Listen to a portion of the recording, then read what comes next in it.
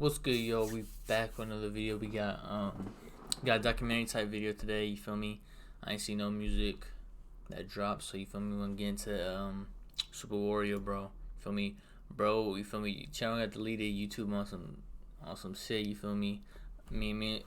I think me, Swayze, and Super Warrior, bro, on the same thing. It's YouTube K, bro. I got 2 copyright strikes, so you feel me? If y'all, you feel me? I'm uploading every day, bro. So if y'all don't see me one day, bro, you feel me? I probably get deleted. I ain't gonna lie, bro, cause they moved some copyright strikes, some bullshit. You feel me? Unreleased music. Motherfuckers want to copyright strike my shit cause I reacted to it. But yeah, man. Super Warrior, bro, 100. He put hell effort into his video. You feel me? Fuck with bro. You feel me? I don't know what he was at another channel. He had like 10K or some shit. I don't remember. He had way more than this though. You feel me? So go fuck with bro. You feel me? He showed love in my video. You feel me? I'm rat to his shit, so you feel me, go fuck with him. But yeah, man, we're gonna get to this Bronx gang war story of Melly, Mell, Balla. You feel me? Courtlandt Ave, OGs or no G's, God's favorite children. So Courtlandt Ave, I think, you feel me, OGs obviously B-Love shit. You feel me? OGs of Courtlandt. You feel me? We reacted to that on another documentary. You feel me? You can go check that one out. But OGs of Courtlandt, you feel me? Yeah, that's B-Love shit. You feel me? So we're gonna react to it. You feel me? Getting into In a coordinated strike, approximately 100 officers and agents from the ATF, NYPD, and the United States Marshals Service arrested 5 of the charged defendants. 2 of the charged defendants were already in federal custody on separate charges.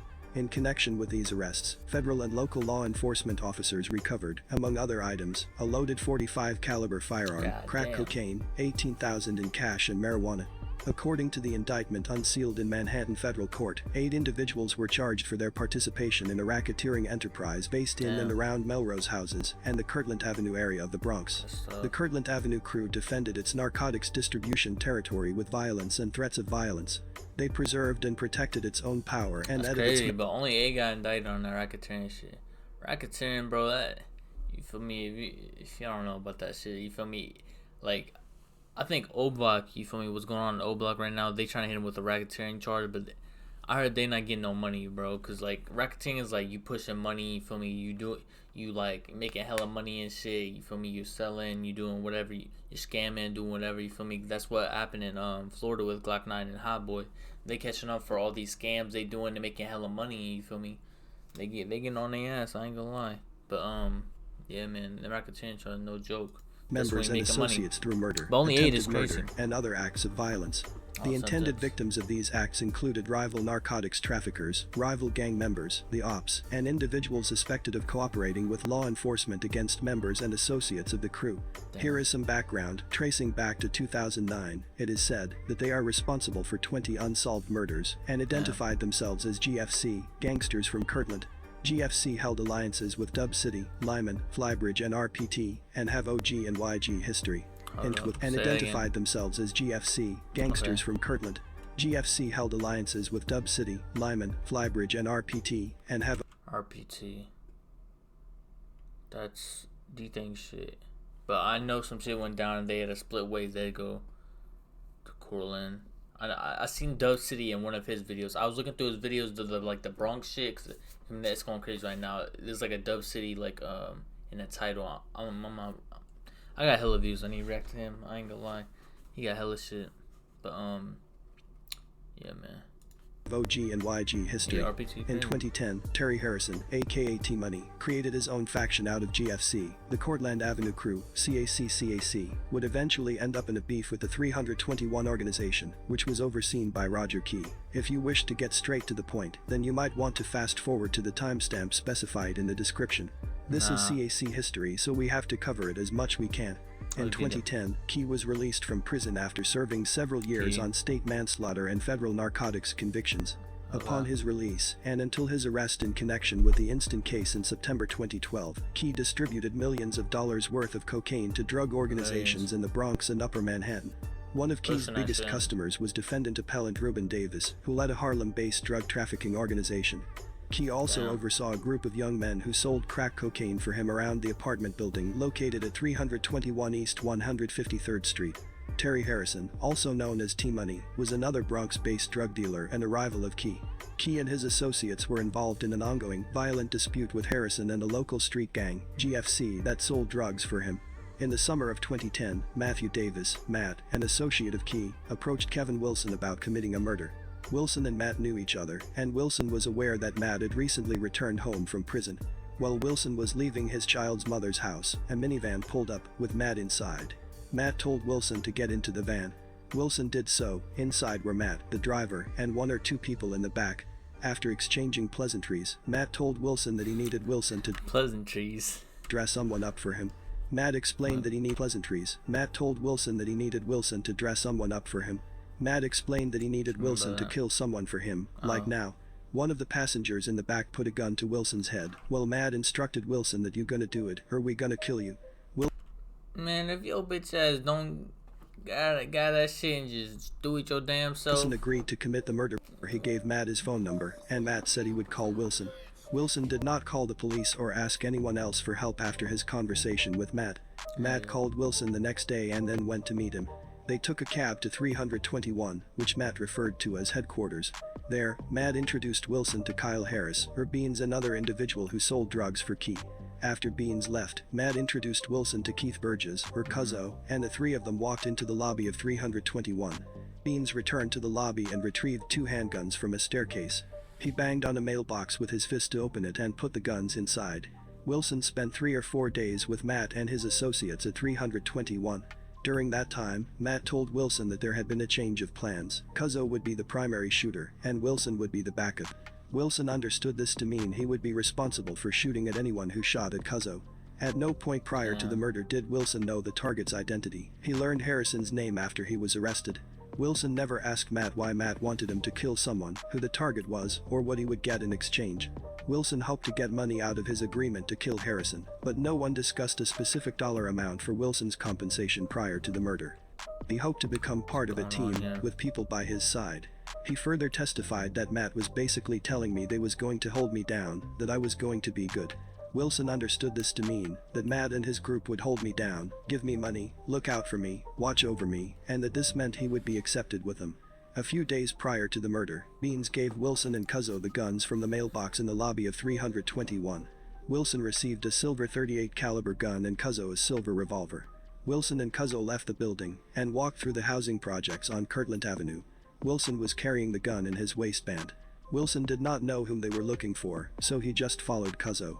He understood that they were looking for the target of the murder plot. As they walked, a police car drove down the opposite side of the block. The car stopped, and the officers jumped out. What? Wilson and Cuzzo, still carrying the guns from Beans, ran as the officers chased them. Shit. At some point, Wilson jumped over a gate and the gun fell to the ground. He continued to run. He had lost Cuzzo at this point. After waiting a couple of minutes, he returned to headquarters and told the group, which included Joseph Tarian, or T, and a man known as EWAP, that he had dropped the gun. Matt called Wilson and told him that he would have to pay for the gun if he did not find it. Wilson left the building and ran into T, who told him that the area... You're worried about, you feel me, getting the gun replaced, motherfuckers, they better pick up that gun. It was clear of police activity. Wilson retraced and ran into T, who told him that the area was clear of police activity. Wilson retraced his steps and found the gun buried in the grass.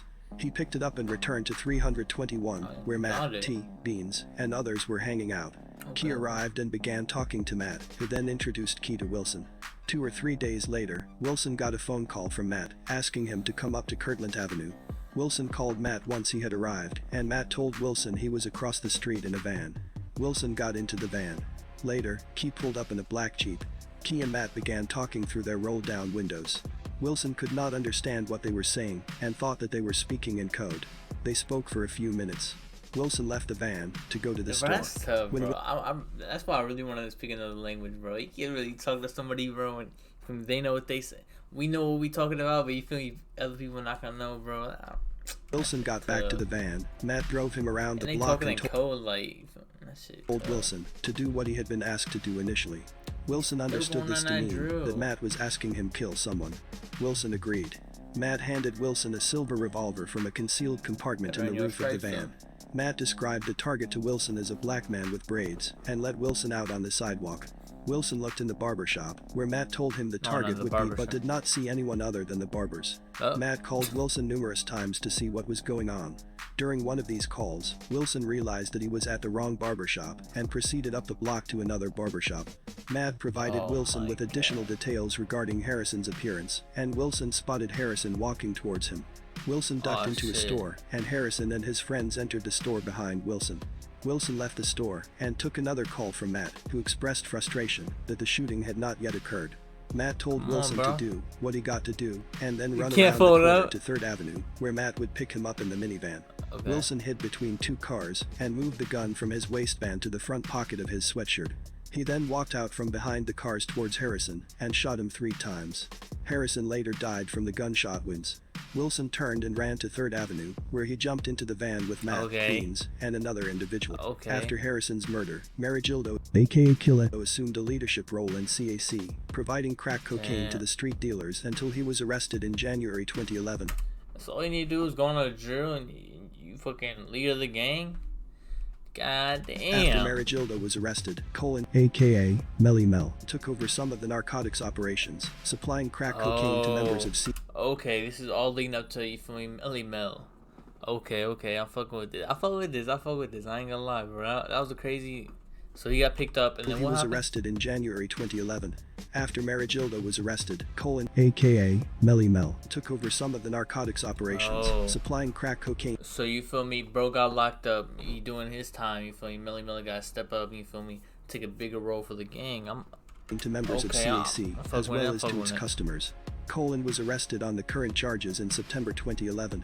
In addition to their involvement in the extensive narcotic sales, Pierce, aka A1, Melly Mell, and Killa also actively participated in violence perpetrated against rival gangs, and suspected law enforcement informants on behalf of CAC. Pierce, Courtlandt, and Marigildo were charged, along with more than a dozen other alleged members and associates of CAC, in an indictment filed June 4, 2012. As part of its case-in-chief, the government called 40 witnesses, including 6 cooperating witnesses, alleged in violence perpetrated against rival gangs, and suspected law enforcement informants on behalf of CAC. Pierce, Courtlandt, and Marigildo were charged, along with more than a dozen other alleged members and associates of CAC, in an indictment filed June 4, 2012. As part of its case-in-chief, the government called 40 witnesses, including 6 cooperating witnesses. 5 of the cooperating witnesses were former members of CAC, who testified about the participation of Pierce, Marigildo, and... Yeah, 6 rats? Oh my god.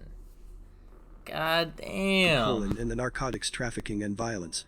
The government also offered physical evidence, including seized drugs, drug paraphernalia, and firearms used in the commission of the murders. Additionally, the government introduced into evidence social media posts by members of CAC, which alluded to the narcotic sales and violent acts, including a rap video from Courtlandt's Facebook page and photographs of his tattoos. The thrust of Marigildo's principal argument is that the evidence at trial established merely random acts of violence in the vicinity of the Melrose Jackson houses, rather than the organization. 4 cooperating witnesses, for example, testified that they had purchased marijuana from Marigildo, and 2 of them testified that they observed. Come on, bro. You got no business, you feel me, just going on taking a stand, bro, and you feel me, doing all that extra shit. Yeah, I bought weed from him before, you feel me. Like, bro. Testified that they had purchased marijuana from Marigildo, and 2 of them testified that they observed Marigildo receiving marijuana from Harrison. One of the cooperating witnesses testified that Marigildo supplied him, as well as other GFC members, with crack cocaine to sell, and that Marigildo assumed a leadership role in the narcotics conspiracy after Harrison's murder. Another cooperating witness testified that Marigildo gave him bags of crack cocaine for distribution on multiple occasions. And a third cooperating witness testified that after Harrison's death, he observed Marigildo breaking up pieces of crack cocaine and packaging it in small baggies. The trial testimony of these primary cooperating witnesses was sufficient to establish that Marigildo knew of the existence of the scheme alleged in the indictment and knowingly joined and participated in it. Finally, Marigildo contends that the evidence was insufficient to prove that he murdered and conspired to murder Carol Agaro, or that he did so in aid of the enterprise or for pecuniary gain. Marigildo points to evidence that Agaro was in fact murdered by the cooperating witness Devin Parsons, possibly because of a personal problem Agaro was having with Walter Aponte.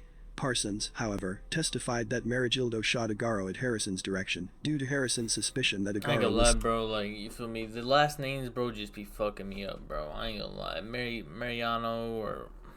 Yo.